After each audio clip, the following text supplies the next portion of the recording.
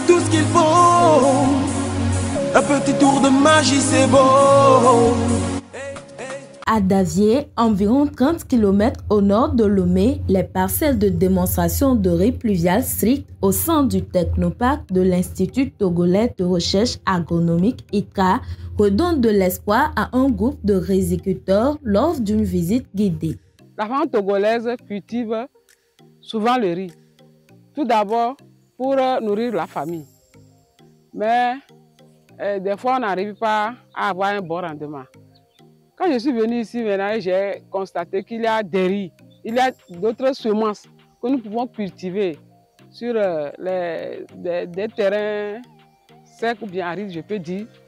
J'encourage les femmes à s'accaparer de ces semences. À partir de ça, les riziculteurs ne peuvent plus dire qu'ils n'ont pas récolté le riz. Parce que si toi-même tu vois que ton terrain n'est pas adapté, il n'y a pas l'eau, il n'y a pas suffisamment d'eau là-bas, maintenant là, il y a une semence qui est adaptée à ton terrain pour que tu puisses récolter le riz. Et les semences là aussi ont un bon rendement. Leur rendement est très élevé.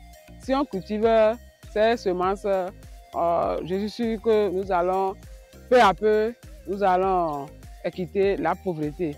Dans notre pays, nous avons plus de terres ézondées que de bas-fonds.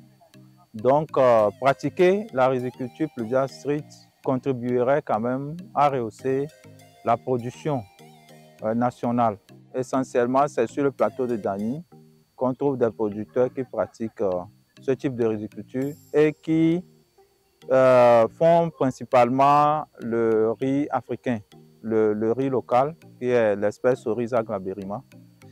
Mais certains d'entre eux font également les Nerica, les variétés Nerica pluviales comme Nerica 4, Nerica 8, Nerica 7 aussi, Nerica 14. Mais aujourd'hui, nous avons de nouvelles variétés que nous avons introduites de African Rice, qui sont au-delà de la série des Nerica pluviales, qui sont dénommées des variétés WAB.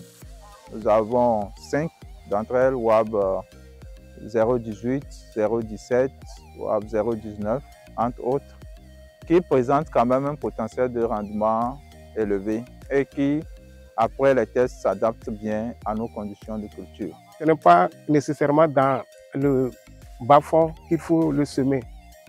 Là où on sème le soja, on sème le maïs, on peut le semer aussi là-bas. Et c'est en place, c'est comme ça que le riz là, je l'ai vu. Et c'est déjà prêt pour le récolter. Donc c'est un riz qui m'a vraiment pris à cœur. En plus de ces variétés de riz pluvial strict dont le rendement potentiel est de 5 tonnes à l'hectare au bout de 100 jours, la visite a permis aux chercheurs du programme national riz de l'ICRA de présenter aux productrices et producteurs plusieurs autres variétés de riz irrigués dont Jasmine 85 et surtout la toute dernière pépite S. Baika. Il y a encore une autre variété ici qu'on appelle S. Baika. S. Baika est un riz tellement parfumé et son rendement est aussi bon. Même quand, après décortiquage, le riz, les grains sont homogènes, quoi. C'est beau à voir. Là, on peut toujours commercialiser le S. Baika. Comme la population veut le riz parfumé, là, je vais encourager les femmes à trouver la semence de S. Baika. J'ai constaté que si maintenant nous allons commencer par cultiver le riz pluvial, et le S. Baika, là, nous allons quand même éradiquer à petits coups la pauvreté dans nos familles. Cette visite guidée consacrée à la filière riz est la première d'une série en prélude à la journée porte ouverte édition 2025.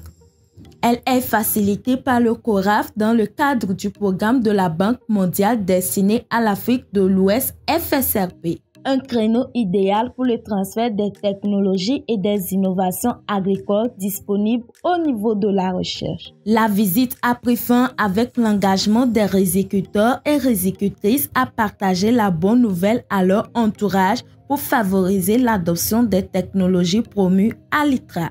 Si je rentre là, je peux regrouper les femmes, je peux regrouper mon groupe pour le parler pour les villageois même aussi. En venant ici, là, on a trouvé le riz qu'on peut faire, comme on fait l'arachide chez nous. il vaut mieux de faire ça dans un état et faire le riz de bas-fond aussi. On va projeter les deux. Sur les bas-fonds là, on ne trouve pas les gens pour nous faire le métallage.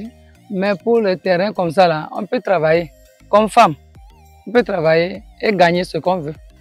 Sincèrement, je remercie les initiateurs de cette visite et les partenaires de l'ITRA, ceux qui aident l'ITRA à promouvoir ces activités. Sur demande des participants, des paquets de semences leur seront envoyés à la récolte.